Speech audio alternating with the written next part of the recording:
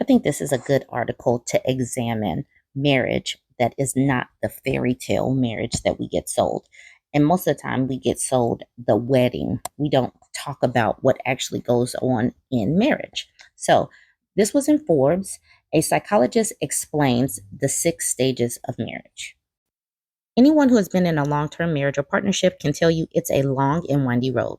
Sometimes things can go as smooth as can be, other times it can feel like nothing is working. There are years when you and your partner evolve together, other years it might feel like you're going in completely different directions. Psychologists will tell you this is completely normal. Relationships are dynamic entities. As much as we'd like to bottle the initial love and excitement and make those feelings last forever, that's not the reality of marriage. There are highs and lows, ups and downs, and sideways and backwards. The only predictable part of marriage is the change you both will inevitably experience as time goes on. Relationship scientists have devised various assessments to take stock of the current state of your marriage or long-term relationship. One such test, called the marital satisfaction scale, is shown. Think about how much you agree or disagree with each statement to see if your relationship might need extra care. Number one, my partner and I understand each other perfectly. Number two, I am pleased with the personality characteristics and habits of my partner. Number three, I'm happy with how we handle role responsibilities in our marriage. Number four, my partner understands and sympathizes with my every mood. Number five, I'm happy about our communication and feel my partner understands me. Number six, our relationship is a success.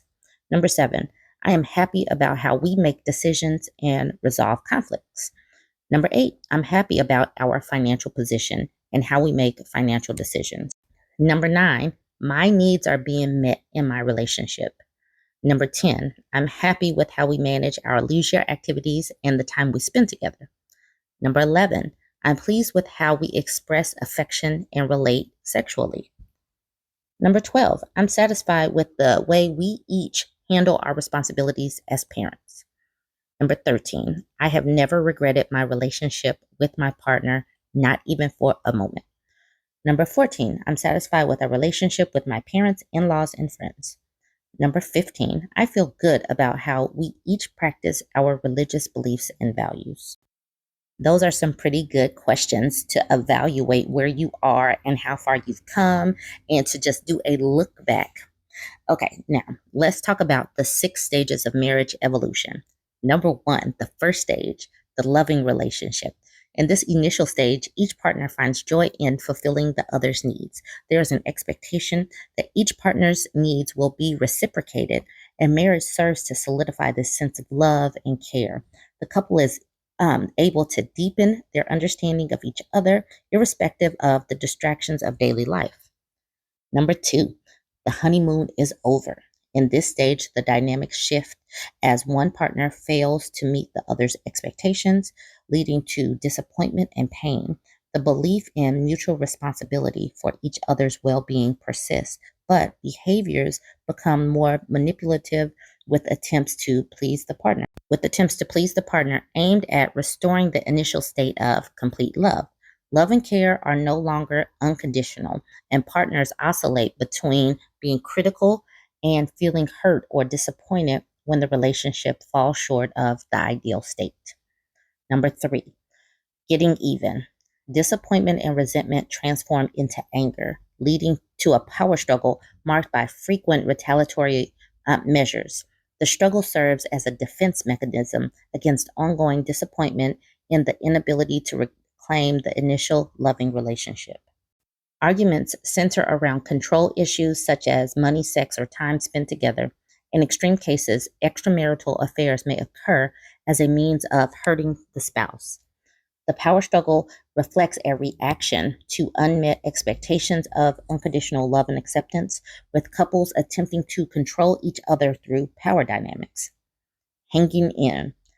Spouses, emotionally worn out and facing the threat of separation, divert their attention to other aspects of life rather than addressing existing conflicts. Despite the diminishing romantic love, commitment to the marriage remains, and the couple focuses on shared interest for the benefit of the family, like building a house, raising children, or job advancement.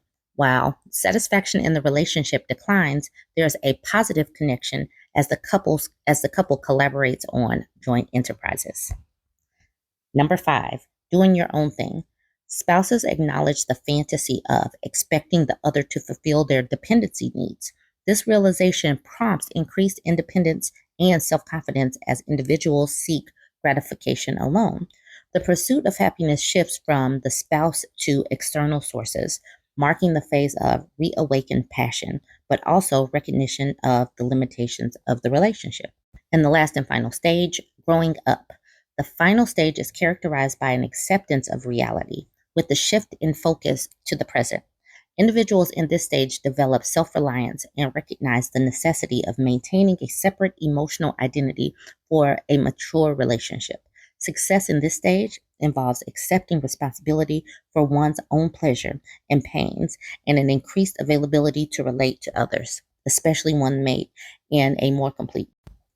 Keep in mind that it is not guaranteed that every couple will experience each of these stages. It's not even guaranteed that they will happen in this order.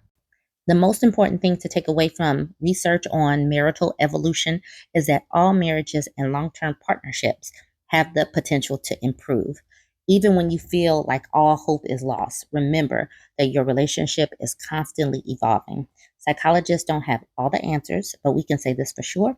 How you feel about your marriage next year will be different than how you feel about it today. So I just wanted to bring that up to you because we need to be more realistic about things.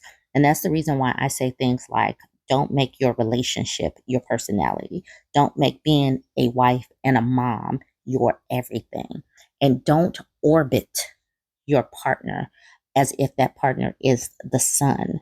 Because if you break up, if something happens, you do not want to fall apart because you have completely become enmeshed in someone else. If you make your relationship your everything, if that relationship is unhealthy, it will make you unhealthy in your mental health, your physical health, your financial health.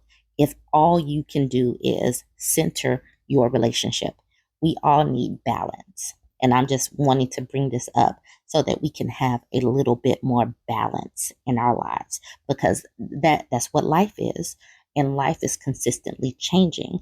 And if you have no balance, you have no opportunity to really move with the punches and, be able to balance life, work, kids, all that. If you don't have the ability to spar with life and be able to come out on top. Anyways, y'all go ahead, jump in the comments and let me know what you think about this one. Like, comment, share.